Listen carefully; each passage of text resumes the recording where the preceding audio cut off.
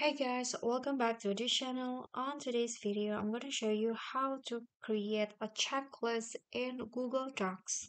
So here I've already have a sample data in here on my Google Docs, and I want to create a checklist from this list. So let's say that this is my a daily schedule, and then I'm going to create a checklist with it. So what you guys can do is you can just select the whole data right here, the whole list, and then at the top you'll find the checklist icon in here. Beside the bulleted list there is a checklist. Just click on this, or you can also click on Control plus Shift plus 9, but I'm going to just click on this, and after that a checkbox will be added beside the list that you created before. So if you're done, you can just click on a checkbox to mark that it's done, like this, and then it will also strike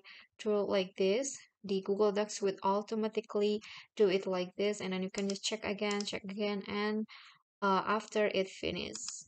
And you can also just click on this first, the checklist first, and then next you can just add the list in here, for example, like that.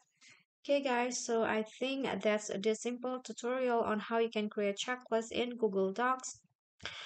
If you had enjoyed the video, please give me a like and smash that subscribe button down there, and also don't forget to leave a comment. That's it for me today. See you guys next time.